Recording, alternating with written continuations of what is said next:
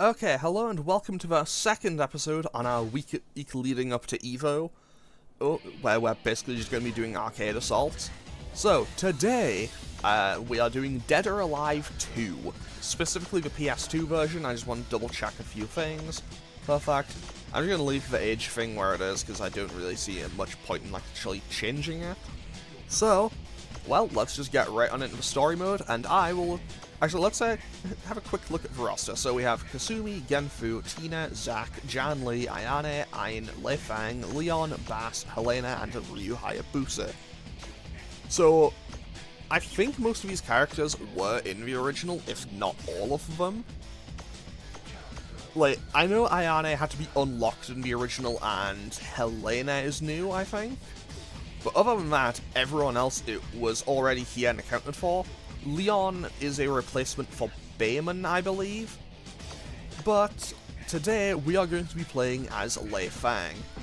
I'll be totally honest, I'm not amazing at any DOA. I've never played this one before. I played a demo of 1, I've never played this one before.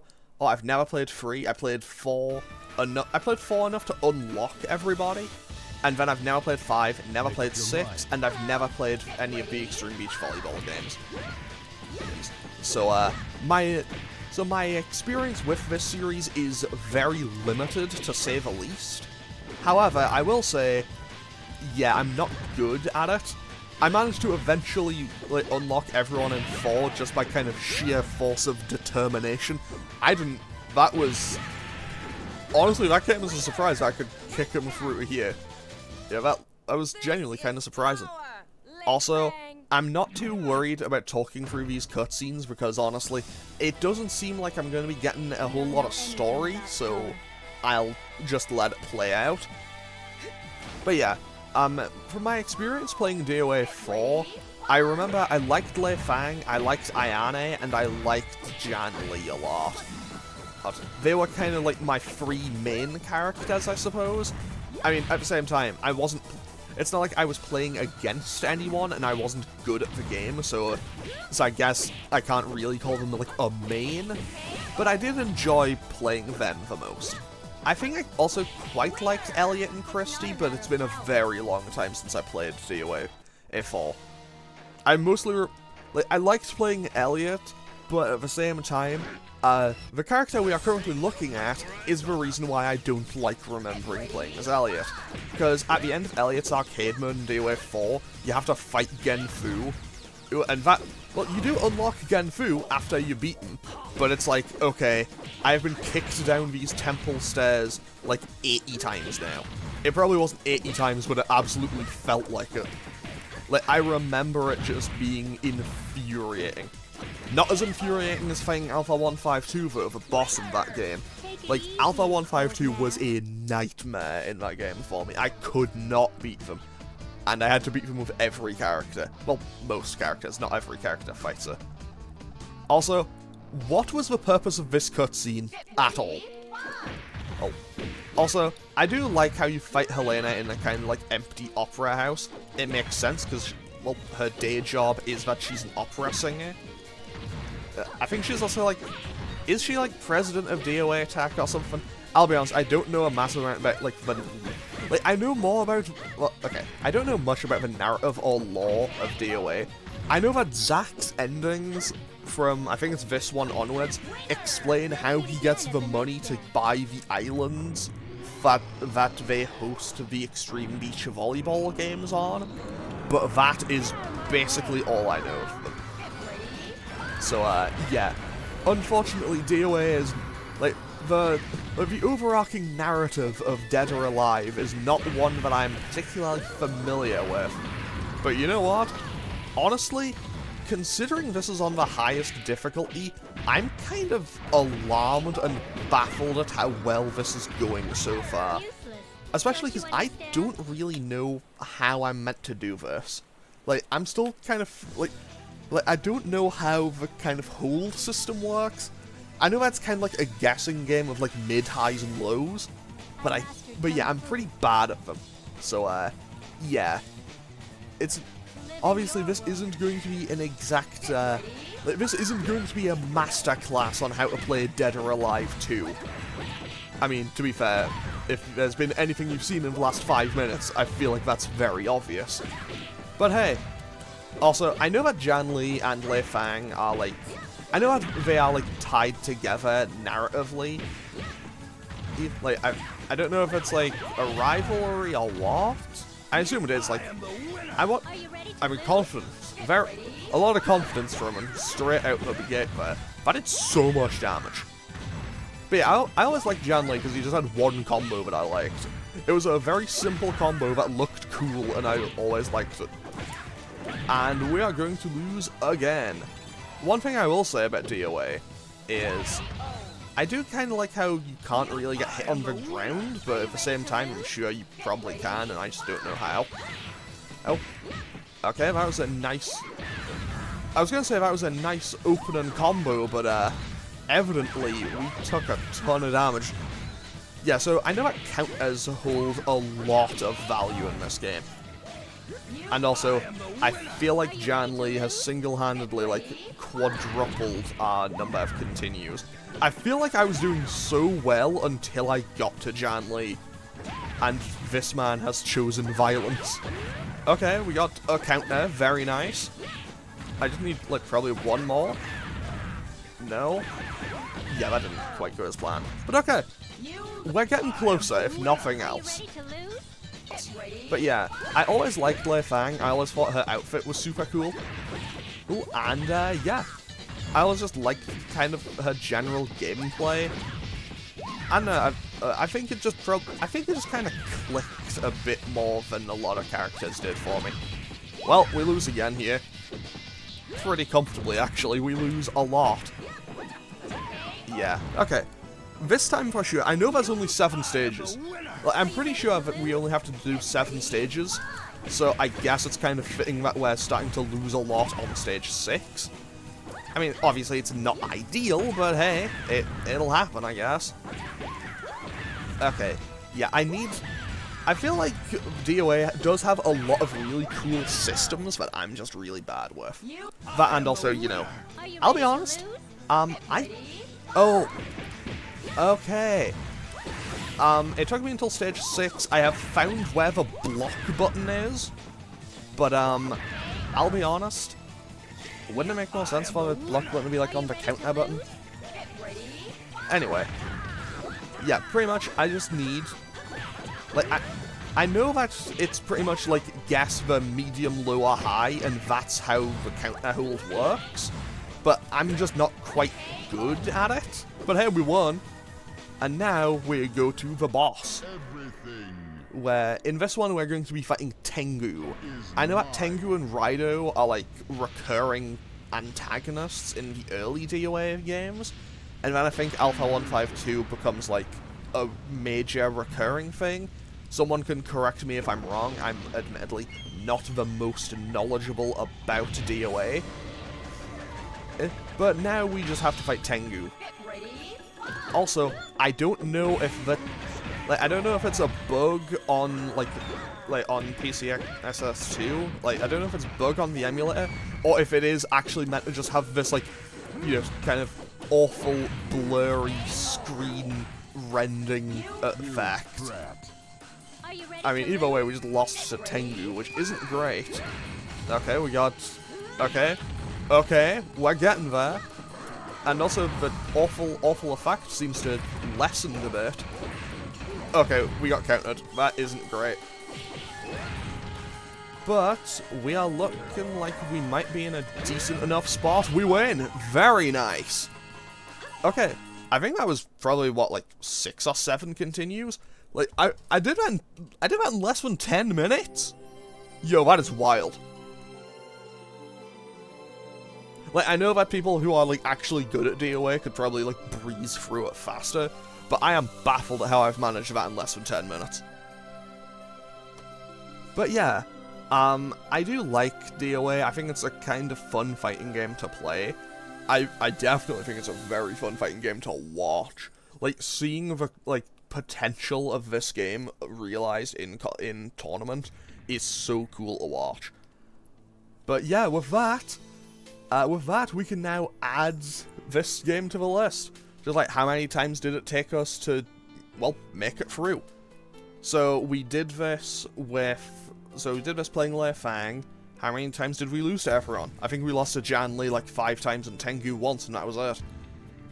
But yeah, so now we can also add that to the other thing, where it is how this compares to all the other games that we've done. And honestly, I think this will have been very, very fast. I think it's mostly because we only had to win 1 round against all the people, but we'll see. And anyway, I do know that there is another thing that I can do for this, so I will be doing that, because I don't really want to, you know, leave this like 10 minutes. So, you know, I would like to show just a bit more of DOA 2, because I think this game is really solid. For a game that I'd never played before, this game is from 2000. Oh yeah, it was on the Dreamcast, of course it was! Like, this was on the Dreamcast initially. Okay, so let's quickly just open up options, go to game settings, go to tag battle mode, turn this up to very hard. I'll leave the match point at 1, and turn the health down to normal, because if I was playing a versus match, it would have normal HP. And let's just quickly exit out of here. So, tag battle mode is basically, well, it can be a versus mode with, you know, up to 4 players. But if you're just playing it by yourself, or with 2 people, it is basically arcade mode, but you have 2 characters at the same time. So, who do I want to play? I'm not playing Lei Fang again, because I already picked her. I think I'll play Ayane and Helena. Why am I going to play Helena as well? I don't know. Like, Ayane is a character that I know I like. I'm not good with her, but I know that she's a character that I like. Whereas Helena, I don't really know. Like, my experience playing Helena is extremely limited, mostly because I wish I knew how to how to combo off of that. Yeah, my experience playing Helena is really limited. That looked kind of sick. Because you basically unlock her in DOA 4, or after you pretty much beat arcade mode with everyone else. So it's like, okay, I beat arcade mode with everyone else who, well, has an arcade mode, because not every character has an arcade mode. And, yeah, you do that, and then it's just like, cool, I now just have to do arcade mode with her once, and then I just kind of never played DOA 4 again. I went through all the effort of unlocking Spartan 458 and just didn't play them. Probably because, you know, I got very frustrated playing DOA 4. Probably because I was like 11 or 12 and I just didn't have the patience for it. But now that I'm, you know, playing again much later. Also, but now that I'm playing this much later, I am kind of appreciating how actually really solid the gameplay is here. Even if I'm admittedly frustratingly bad at this. Because I'll be totally honest, I know that I haven't exactly given the best demonstration of what this gameplay is capable of. That looked a bit weird, but okay. So I think the way this is going to work is we'll fight people and their partners will be... Wow, I got double hit from there. And their partners will be the person who is like on the opposite side of their character select. Like, for example, Kasumi has Ryu Hayabusa below her on the character select. I imagine that he will be her partner when we eventually fight them. Because we had to fight Tina and Bass, and now Zack and Leon, and I'm pretty sure that's how it were. So who do we have here now? We get Janli and Lei Fang. Okay. Also, I know, I probably should have mentioned this before, like, Stage 3. Yeah, I'm using Ayane's alternate outfit. I still think it's really cool. I mean, to be fair, I just like Ayane's kind of design in general. She is a really cool-looking character. And also, yeah, I think Helena is also kind of cool. Even if I'd admittedly never really had the chance to play her much, because, you know, never really played a massive amount of DOA, just kind of in general. And I'm pretty safe saying this one... Yeah, I was going to say this one round is looking like kind of a lost cause. was. But yeah, in general, DOA is a really solid series in terms of its gameplay. It's very fast and fluid, but I can definitely see, like even just playing it now, I can see why. Yo, that looked sick! Like, I can definitely see why I would have been extremely frustrated by this very easily playing this when I was younger. Because, I'll be honest, this is not the easiest gameplay in the world to get used to. I mean, I say that, I'm not good at it, I'm also not blocking, like, at all. Like, admittedly, I feel like part of my weakness on this is a rather unwillingness to block and instead attempt the parries that I know I'm just not gonna get. Also, that did so much damage. But yeah, like, that's always the danger. Just like, hey, I tagged in, just immediately lost like half my health bar. Okay, that's... Okay, I think we've lost to Janli and Lei Fang, what, 2 or 3 times now? Also, you know what? Yeah, I was gonna say we can still win, but apparently we can't. I do love how fast this is, though. It's like, okay, I lost, cool, right into the next one. Someone's making a tag, cool. Someone got knocked out and the tag needs to come through. Also, that's it says that's a combo through. I don't know how to, like, chain the next bit into it. So, real sorry on that. I'm sure it probably looks really sick if you know how to do it. Okay, I need to probably get, like... Yeah, I'm just gonna make the tag here. And hopefully... Okay, perfect. I managed to make the tag successfully without, you know, dying immediately. But yeah, it's very fluid, and I really appreciate that. I imagine that survival mode would be very much the same. Yeah, I imagine survival mode would kind of function in the same way. Like, okay, hey, you won the round, here comes your next opponent immediately. Like, I think that would be super cool. Okay. Okay, that was kinda cool. Well, that was... Okay, Lei Fang busting out her chain throw. And... Okay, I just need one hit. There we go. Perfect. Fantastic. We won. Barely. Okay. So, I do think DOA, just across the board, is a really solid series of fighting games. But I'm also kind of sadly acutely aware of the kind of current state of the series, where, like, the kind of main series seems to kind of just be, circling the drain, I guess. Like, I know, that might not be the most accurate, summation for it. It's kind of on hold, and we don't know if or when it's going to be coming back, really.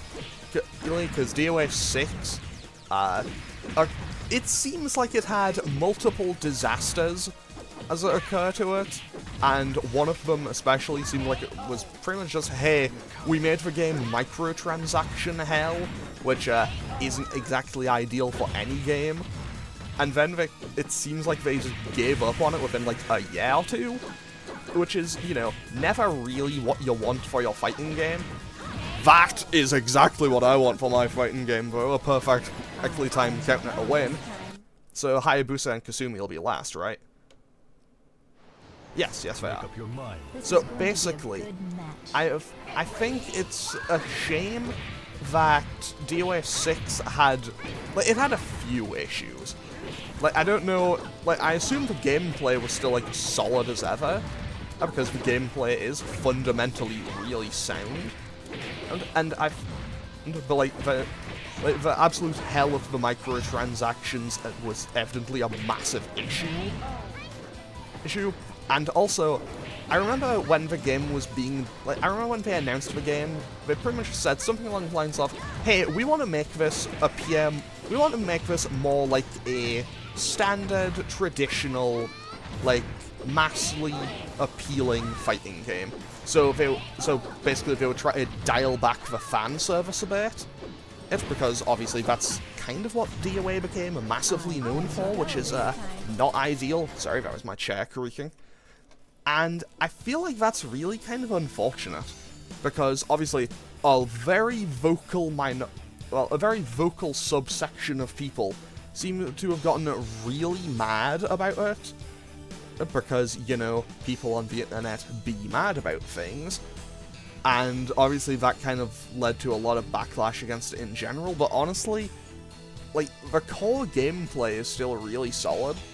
And I feel like, while in the 90s the rampant fan service may have been a solid selling point, like, I think it would have, you know, worked as a selling point for, you know, the 1990s, it's kind of just lived with that kind of stigma around the series ever since, and I do feel like that has ultimately kind of been an issue for the series.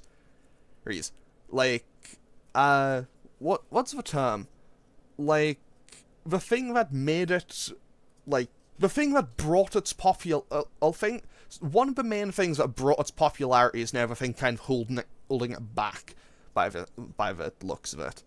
Because it's basically a case where the gameplay is really solid, but it's like, everyone just kind of knows it as that fan service fighting game, which isn't exactly an ideal situation for it to find it in. But genuinely, I would recommend trying DOA. Like, it's a really solid series of fighters.